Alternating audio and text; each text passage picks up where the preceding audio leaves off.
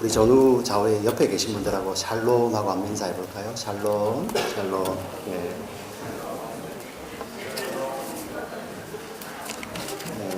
우리 교회 처음 나오신 분들은 뭐 새로 나온 햄의 이름인가 생각, 이거 좀 웃으셔야 되는 건데 안 웃으시는군요.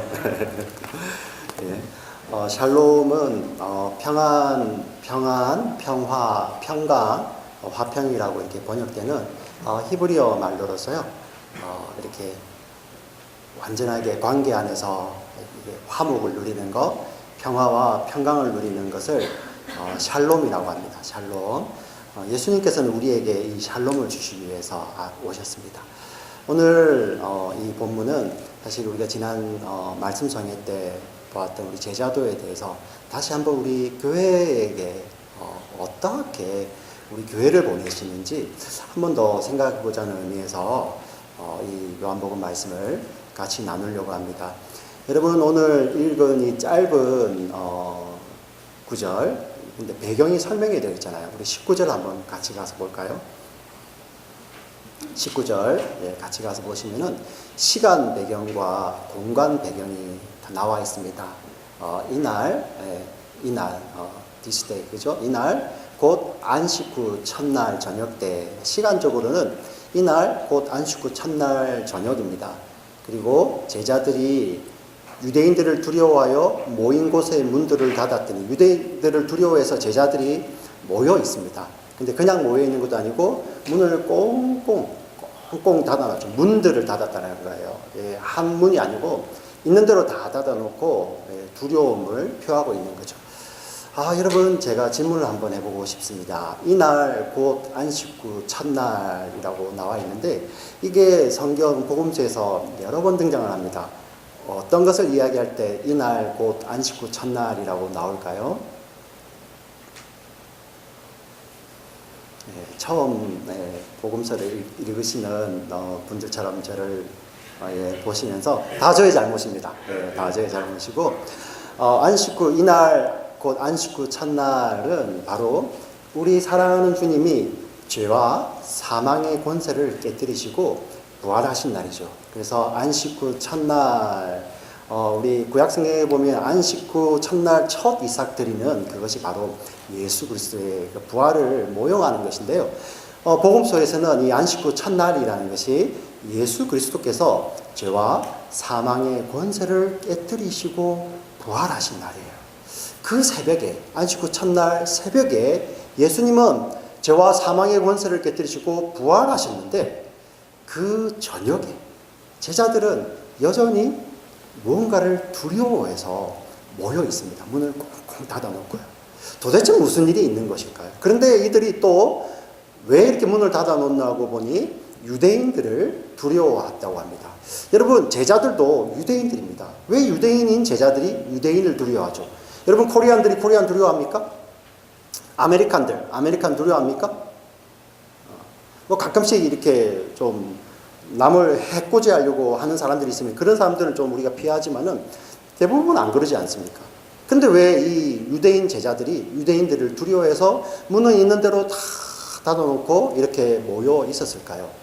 여러분, 만 3일 전에 이 제자들이 따랐던 주인, 롤드, 내가 당신이 어디로 가든지 거기를 따라가겠습니다. 당신이 죽으면 나도 죽고, 그곳이 어디든지 내가 따르겠다고 했던 그 주인이 바로 로마에 의해서 십자가에 달려 죽게 되죠. 여러분, 로마의 십자가 형벌은 피지배 계급, 로마가 세계 식민 지배를 많이 하지 않았습니까? 팍스 로마나.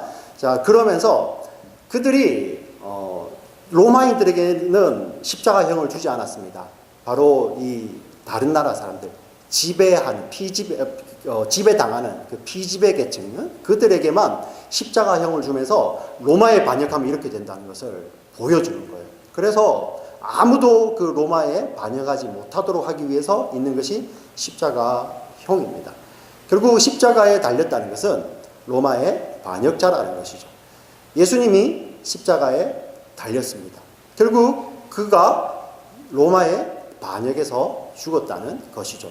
여러분, 그러면은 그 주가 그랬다면은 그를 3년 반이나 따라다니면서 살든지 죽든지 그와 함께 하기로 결의했던 자들, 그 자들의 목숨도 위태로운 거죠.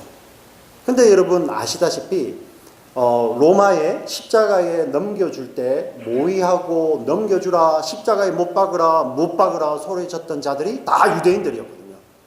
그렇지 않습니까? 그러니 이 제자들이 유대인들을 두려워합니다. 왜? 자기들도 십자가에 못 박을까 봐.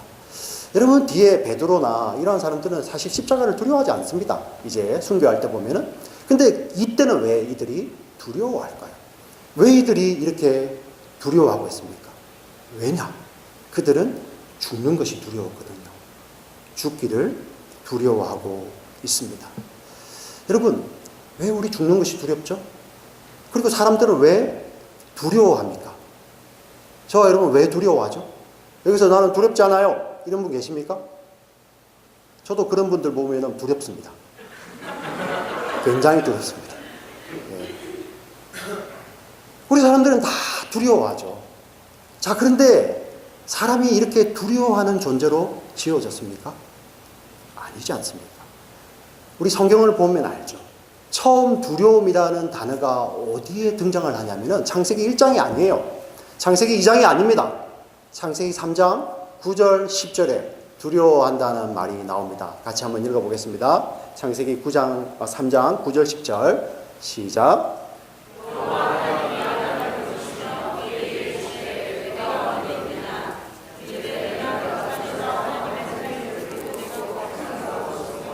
두려워하며 숨었나이다. 여러분, 창세기 1장에 보니 사람만 유일하게 하나님의 형상대로 지음을 받았죠. 여러분, 공중의 새들, 동물들, 나는 것들의 모든 물고기들 1장에 보니 종류대로 지음을 받는데 사람만이 유일하게 하나님의 형상대로 지음을 받아서 하나님과 교통하며 하나님의 속성과 성품을 다 담아낼 수 있는, 그래서 하나님께서 이 사람을 통치 대행자로 세우셔가지고 하나님이 이 다스리시는 창조하신 이 피조 세계를 사람을 통해서 하나님은 통치해 나가실 정도로 하나님과 사람은 밀접한, 그것을 우리 샬롬이라고 하죠. 샬롬. 하나님과 사람 사이가 이렇게 화평이 되어 있는 거예요. 그래서 그 샬롬의 상태를 또 우리가 안식을 누린다고 하죠. 우리가 평안한 거예요. 하나님 안에 있을 때 하나님과 동행하면서 우리 사람을 통해서 그분의 속성과 성품을 다 담아내며 심지어 이 피조세계의 하나님의 다스림을 그 인간을 통해서 하나님이 다스려 나가신다는 거예요. 복도 이제 그 인간을 통해서 하나님이 이 피조세계 가운데 하나님의 복을 부으시는 것이 바로 창세기 1장이죠. 창세기 2장입니다. 이렇게 밀접한 관계였습니다. 샬롬을 이루고 있었고요. 안식하던 자들이었죠. 이들이 하나님을 두려워했습니까? 아니요. 심지어는 그들이 이름을 짓는 대로 그 동물들이 이름이 될 정도로 아담과 하와는 하나님의 형상을, 하나님의 성품을 그대로, 하나님의 속성과 성품을 흘려보내고 있는 귀한 자들이었습니다. 그런데 그들에게 어떤 일이 찾아옵니까? 바로 선악과 사건이 나오죠. 선악과 사건은 그것은 먹고 안 먹고 그러한 말이 아니라, 그것보다 더 중요한 것은 그것을 열매가 어떤 거냐 마냐 그런 것을 말하는 것이 아니에요. 바로 하나님의 말씀에 순종함으로 생명을 누리고 있던 그 모습에서 그들이 불순종함으로 말미암아 하나님과로부터 누리던 그 생명의 관계가 끊어지는 거죠. 여러분, 그 불순종으로 말미암아 죄가 찾아오잖아요. 죄라는 것이 무엇입니까? 여러분, 옆 사람을 때리는 약간 행동말을 말하는 것이 아니에요. 그것은 죄가 옆으로 드러나는 것이죠. 밖으로. 죄라는 것은 하나님과 우리 사이에 그 분리를 말하는 것입니다. 우리가 불순종함으로 말미암아 피조세계에 죄가 들어오고요. 그 죄라는 것이 하나님과 저와 여러분 사이를 갈라놓은 것이죠. 이 분리를 성경은 뭐라고 이야기합니까? 사망이라고 합니다. 사망. 그래서 여러분, 사망이라는 것은 여기서 우리가 90, 100, 110, 120세를 살다가 그냥 하나님의 부르심을 받는 그 모습은 우리가 말하는 이 죽음의 형태일 수 있지만은 그것은 진짜 진정한 사망이 아니에요. 진짜 진정한 사망은 하나님과 우리는 영원히 교제하며 그분의 생명을 누리도록 지어진 존재있는데, 그것이 깨어진 것을, 그 분리가 된 것을 사망이라고 하죠. 그 사망이 바로 인간의 불순종으로 말미암아 여기에 들어온 것입니다. 그 사망의 열매가 여러 가지를 내놓는데 그 열매 가운데 하나가 바로 두려워하는 것입니다. 결국은 사망 때문에 두려움이 온 것이죠. 우리 첫 번째 아담 이후에 모든 사람들은 이 사망의 지배 아래 있지 않습니까? 그래서 우리는 두려워합니다. 오늘 창세기 말씀을 보면 하나님께서 아담을 부르시는데 아담이 두려워하잖아요. 왜요? 관계가 깨어졌기 때문입니다. 바로 그 샬롬이 깨어진 것이죠. 여러분, 이 일 이후로 이 아담, 하와는 에덴을 상실하게 됩니다. 그리고 그들은 그 이후로 두려워하게 되죠. 그들은 사람을 두려워합니다. 심지어 동물도 두려워합니다. 해충도 두려워합니다. 자연재해도 두려워합니다. 그것만, 눈에 보이는 것만 두려워하는 것이 아니라 눈에 보이지 않는 것들까지도 두려워하게 되죠. 그 두려움이 어디서 온다고요? 우리가 하나님으로부터 분리되어서 우리가 사망 아래의 지배를 받기 때문에 우리는 두려워하는 존재가 된 것입니다. 그래서 사람들은 자기 나름대로 노력합니다. 자기가 갖고 있는 재화, 많은 것을 벌어서 좋은 보험도 사고요, 소셜 시큐리티도 들고요, 좋은 병원도 다니고요, 예, 좋은 집도, 예, 좋은 차도. 근데 여러분 잘 아시지 않습니까? 그것이 완전한 보호, 두려움을 다 가져갈 수 있는, 두려움을 없애주지 못한다는 것. 여러분 잘 아시죠? 예. 사람이 그렇게 두려워한 존재가 됐죠. 이것을 잘 표현하는 말씀이 히브리서 2장 15절 말씀입니다. 같이 한번 읽어보겠습니다. 또 죽기를 무수함으로 한평생 매어 종노릇하는 모든 자들을 놓아주려 하심이니. 우리는 죽기를 두려워하며 한평생 매여 있어요. 사망의 지배 아래에 있는 것이죠. 우리가 이 사망의 지배 아래에 있기 때문에 우리는 두려워할 수밖에 없어요. 그래서 이 두려움은 그냥 우리가 소셜 시큐리티가 좋아진다고 없어지는 게 아니라는 거예요. 우리가 미국에 산다고 두려움이 없어지는 게 아니라는 거예요. 여러분, 하다못해 요즘 그 김정은 그 뭐라고요? 예, 거기서 핵 이야기하니까 여러분 두려워하잖아요. 여러분, 우리가 아무리 미국에 살고 아무리 좋은 군대를, 여러분이 아무리 세금을 많이 내면서 이 나라를 부강하게 만들어도 우리에게 두려움이 없어지지 않는다는 거예요. 왜? 그 두려움은 우리가 하나님으로부터의 관계가 멀어짐으로 말미암아 사망 아래에 있는 자들은 다 두려워하기 때문입니다. 그래서 우리는 우리 스스로 그 근본 두려움을 해결할 수 없는 존재들이죠. 여러분, 제자들이 두려워한다. 그 두려워한 제자들에게 예수님이 오셔서 화평을 전한다. 여러분, 참 이상하죠. 주님은 그 새벽에 부활, 죄와 사망의 권세를 다 깨뜨리시고 부활 생명으로 부활하셨는데 그 밤에 제자들은 여전히 죽음이 두려워서 두려워하고 있는 거예요. 이 그림이 보이십니까? 거기에 주님이 오셔가지고 샬롬, 샬롬, 평안할지어다, 평강할지어다, 화평할지어다. 그 두려움이 없어지는 것은 근본 우리가 하나님으로부터의 분리를 경험하면서 사망이 찾아오고 사망이 싸질러 놓은 그 열매들, 그 두려움을 없애기 위해서는 결국 사망을 이기시고 그 사망을 이기시면서 결국 하나님과 샬롬, 화평을 이루어야지 그 두려움이 사라지는 거예요. 주님께서 거기에 오셔가지고 그들에게 이 화평을 가져다 주시는 것입니다.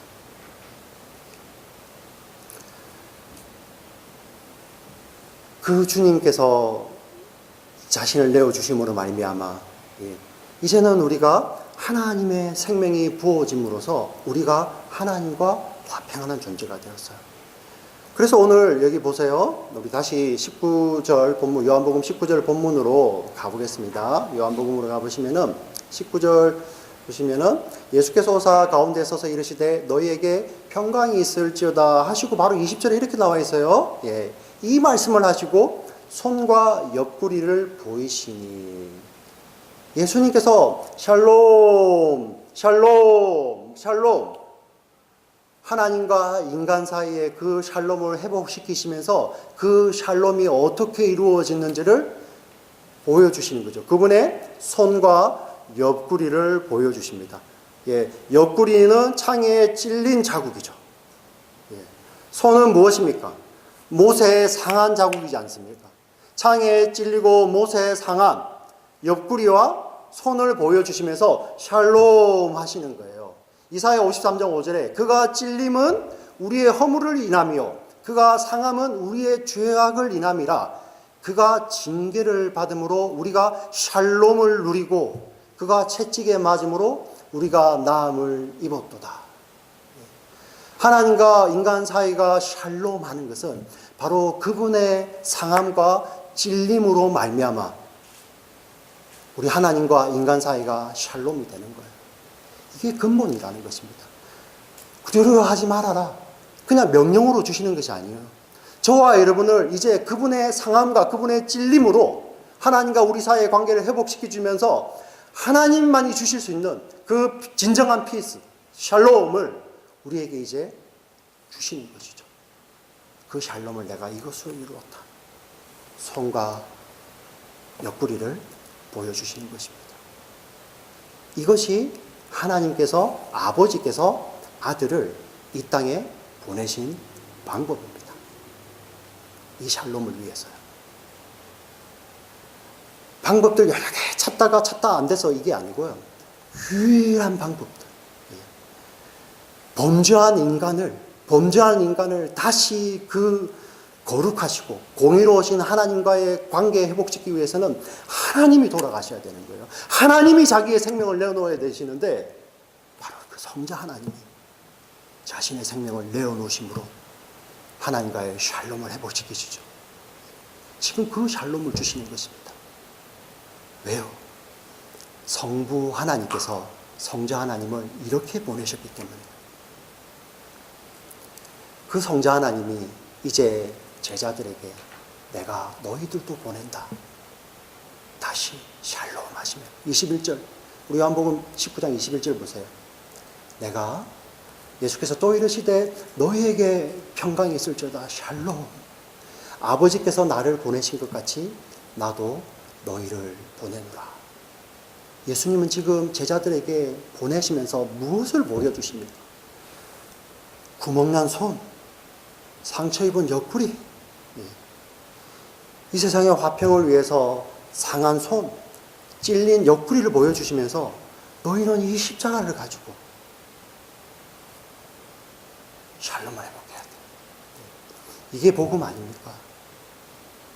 하나님과 인간 사이를 회복하시기 위해서 어린 양이 십자가에서 자신을 찢으신 그 피로 말미암아 사람이 죄인 중의 개수, 하나님과 원수되었던 그 사람이 하나님과 다시 화목하게 되는 이 화평의 복음을 예수님께서 제자들에게 주시며 보내시는 것입니다. 그런데 우리 지체 여러분, 우리는 이렇게 주님의 보내심을 받았습니다. 우리는 어느 것을 가지고 가야 됩니까? 근데 우리가 요즘 착각하고 살잖아요. 주님은 손과 옆구리를 보여주시면서 이거야. 복음의 진수는 이거야. 너희들이 이것을 증거하고 이것을 살아낼 때 그 가운데 하나님이 주시는 화평이 가져오는 거야. 이렇게 보내시는데 주님은 그렇게 보여주셨어요. 이거 가지고 가라고. 근데 우리는 감히 인간이요. 이렇게 생각하잖아요. 주님 좋습니다. 제가 원수 갚아드릴게요. 누굽니까? 그래서 주님 나에게 힘을 주시옵소서. 나에게 권력을 주시면은 나를 크게 하시면은 주님 그때부터 그냥 계세요. 제가 그 원수를 갚겠습니다. 제가 열심히 해서 하나님 영광 다 드러내겠습니다. 여러분 이게 복음입니까? 하나님 제가 저를 크게 해주시면은 제가 그때부터 하나님 영광을 위해 살겠습니다. 하나님 제 덕이나 보세요. 이게 복음입니까? 주님은 우리에게 손과 옆구리를 보여주시며 그의 창자국과 그 못자국으로 우리를 보내시는데 우리는 걸어가는 걸음걸음마다 그 주님을 찔렀던 못과 망치와 창을 우리는 거기에서 내려놓고 있죠. 그 힘을 가지고 복음을 위한다는 핑계로 그것으로 마치 정복하듯이. 그건 복음 아니에요. 하나님 저를 크게 해주시면은 제가 그때부터 하나님 영광 돌리겠습니다. 여러분 이게 복음이 됩니까? 지금 하루하루를 살아가면서 힘겨워하며 정말 기도밖에는 없는 내게 주어진 삶의 환경이 너무나도 힘들어서 정말 내 가족 가운데 너무나도 아파서 도저히 이 땅에서는 나을 길이 없는 그 자들이 하나님 정말 이 하루도 하나님 은혜만 아니면 제가 살 수 없습니다. 이렇게 고백하는 자들에게 그 말이 어떻게 복음이 됩니까?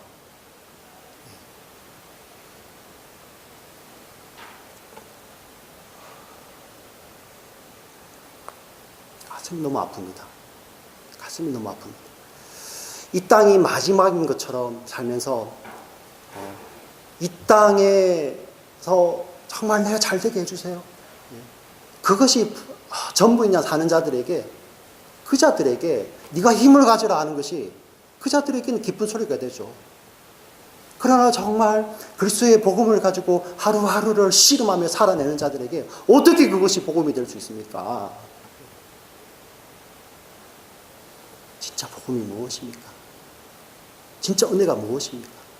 복음은요, 가난한 자든, 부한 자든, 육신이 병든 자든, 육신이 건강한 자든, 많이 배운 자든, 적게 배운 자든, 남자든, 여자든, 어린아이든, 어른이든, 노인이든, 동양인이든, 서양인이든, 아프리칸이든, 아메리칸이든, 아시안이든, 황인이든, 흑인이든, 백인이든, 그런 거 다 상관없이 그리스도 예수, 우리에게 십자가를 지시고 그 피 묻은 십자가를 지고 오셔서 우리에게 손과 옆구리를 내미시는 그 예수를 믿는 자들은 누구나 구원받는 것이 복음 아닙니까?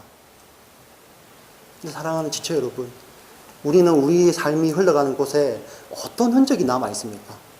그리스도의 손과 옆구리입니까? 아니면은 여전히 그 그리스도의 손과 옆구리에 못을 받고 상하게 했던 대목과 망치와 창들을 거기에 내려놓고 내가 복음을 위해 산다고 이렇게 이야기하고 있지는 않습니까?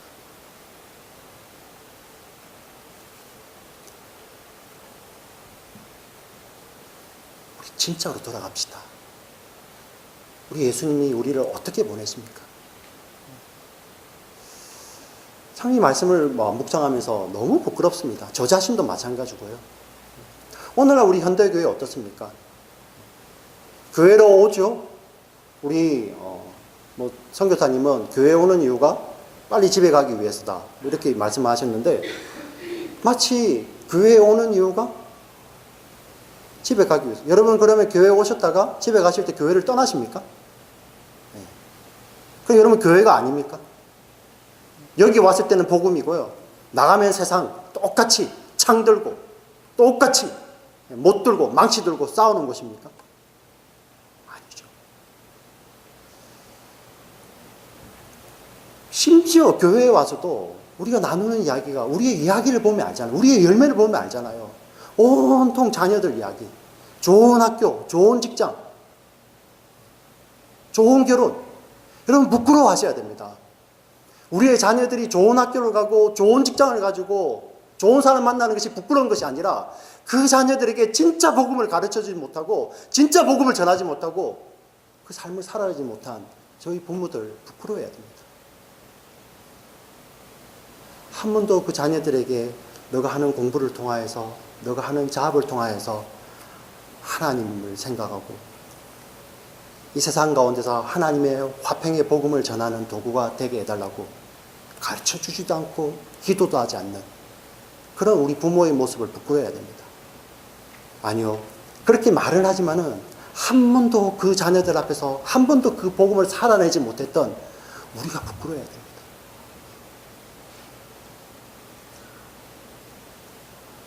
예수님은 누구십니까? 이 새벽에 이 말씀을 묵상하다가 제가 너무 부끄러운 거예요. 저 자신을 돌이켜보니까 우리는 복음적이다 생각하잖아요. 말로는 잘 그럽니다. 머리로는요.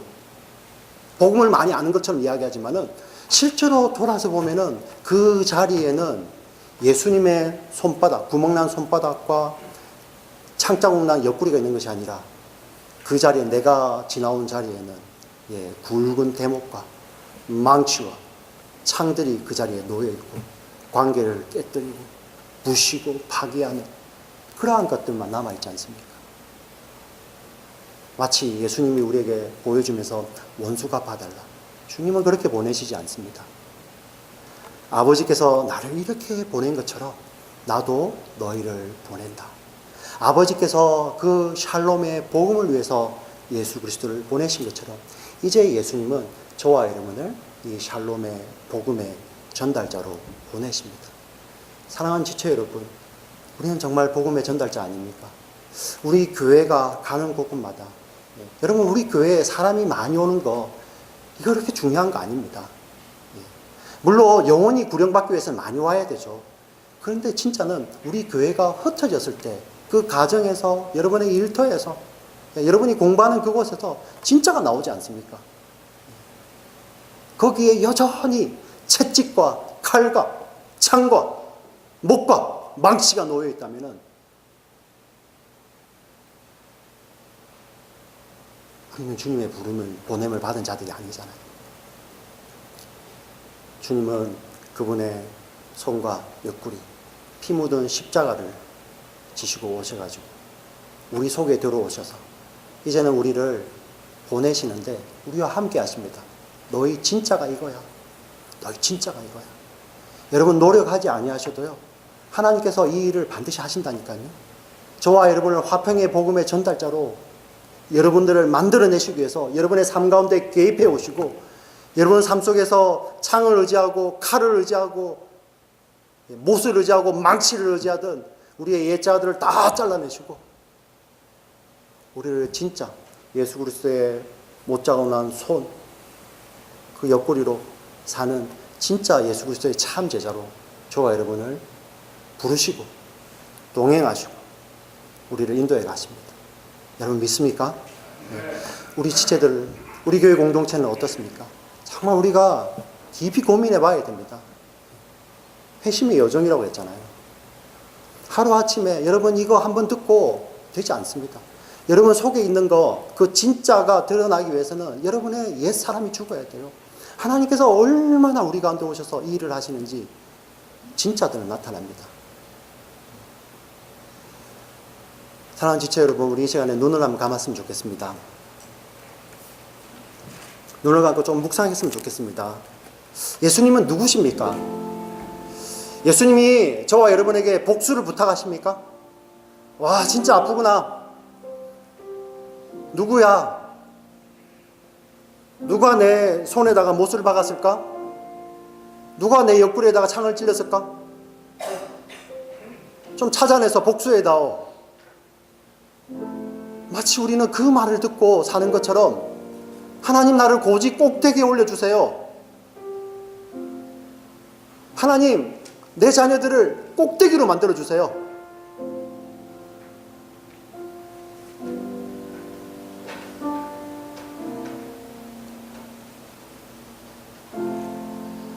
거기에 어떻게 복음이 있습니까? 거기에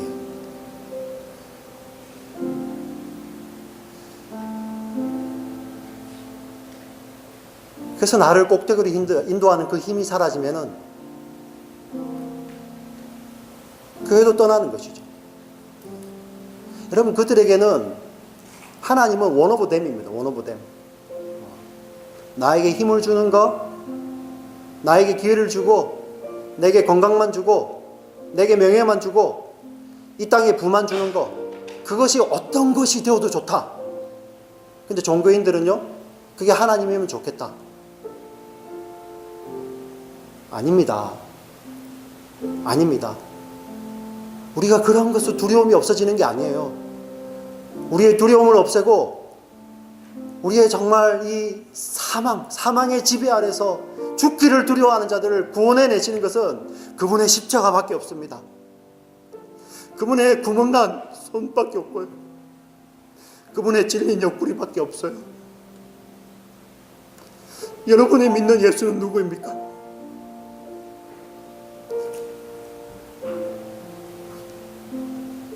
내가 믿는 예수는 과연 누구입니까?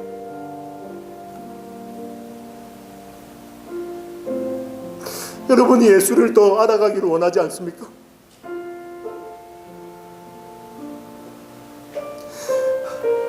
그 영원한 생명을 나누어 주시며 자기를 찢으시고 그 피 묻은 십자가로 오셔서 우리에게 손 내미시고 우리에게 옆구리를 보여주시며 영원한 생명으로 이끌어 가시는 그 예수님을 우리는 이 땅에서 한 번도 사랑해 보지 않고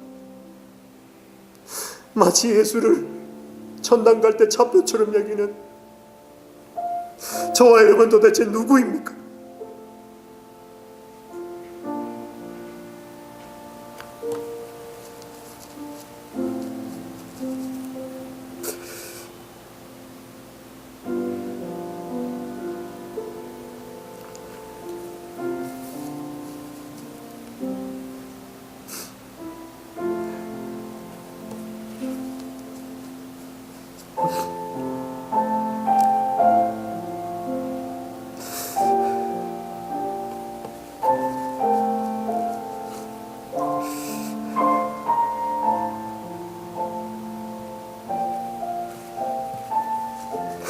주님,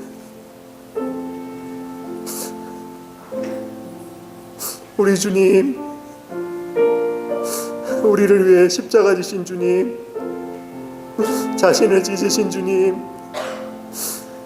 찔림과 상함으로 우리에게 진정한 샬롬을 가져다 주신 주님,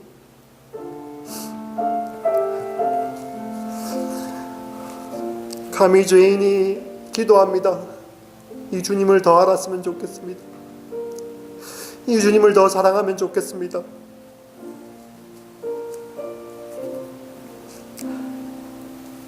우리 사랑하는 우리 지체들, 우리의 존귀함이 어디 있습니까?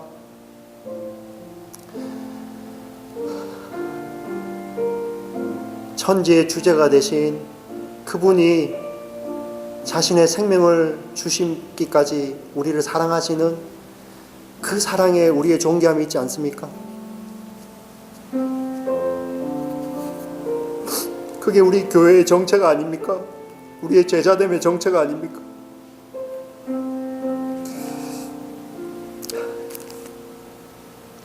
우리도 좀 고민했으면 좋겠습니다.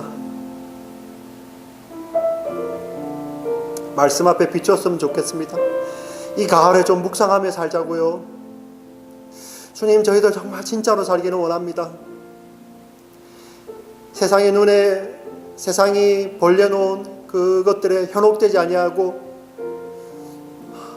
우리에게 진짜 샬롬을 주시기 위해서 주셨던 진짜 그 유일하신 예수 그리스도를 더 알아가기를 원합니다. 우리 함께 찬양할까요? 함께 우리 가사를 묵상하시면서 찬양합니다. 예수님은 누구신가? 예수님은 누구신가? 예수님 96장입니다. 누구 우는 자의 위로와 우는 자의 위로와 없는 자의 풍성이며 천한 자의 높음과 잡힌 자의 노임되고 우리 기쁜데 우리 1절 한번 다 하십니다. 예수님은 누구신가? 예수님은 누구신가? 우는 자의 위로와 없는 자의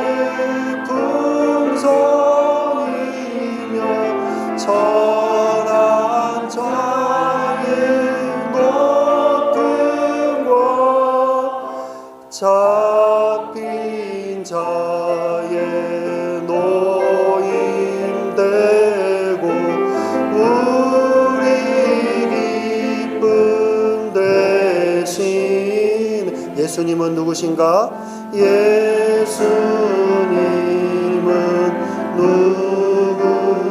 약한 자의 강함과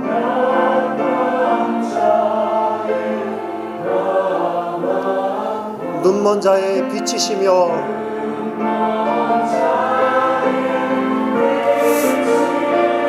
병든 자의 고침과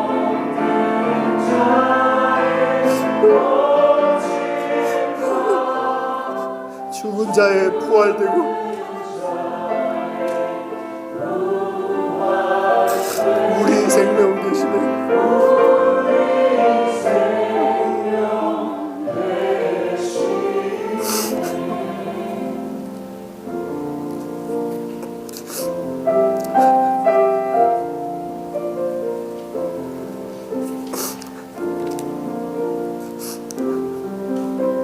우리 기도 가운데 있는 우리 시체들 생각하면서 아직도 영혼의 생명이 뭔지 몰라서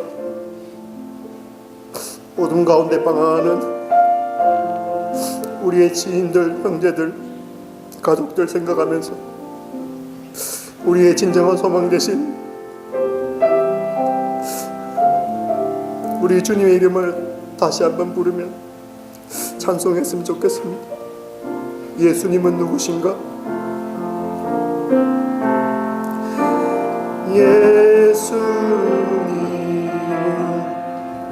예수님은 추한 자의 정함과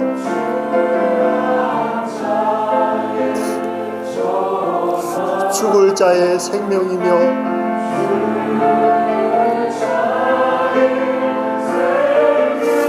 죄인들의 중보와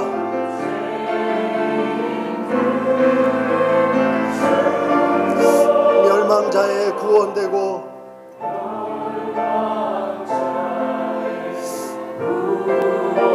우리 평화 되시네.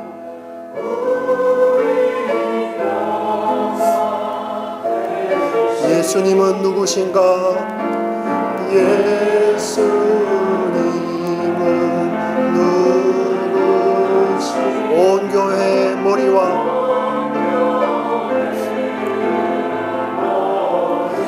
만국인의 구주시여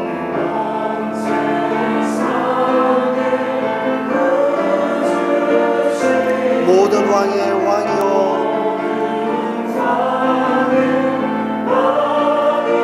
심판하실 주님 되고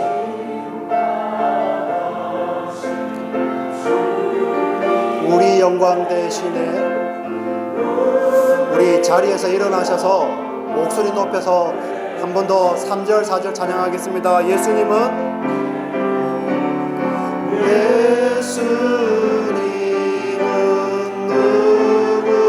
누구신가? 주한 자의 정함 죽을 자의 생명이며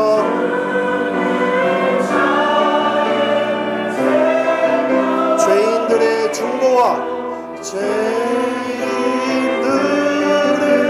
중보와 멸망자의 구원되고 우리 평화 되시네. 다시 한번 예수님은 누구신가? 예수님은 누구?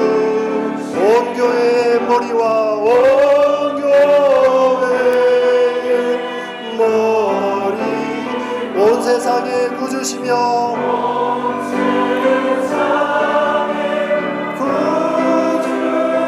모든 왕의 왕이요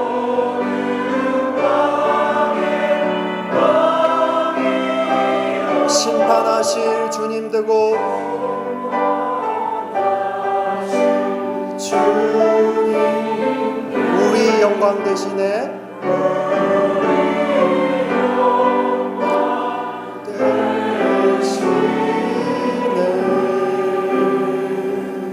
헌금 드리겠습니다.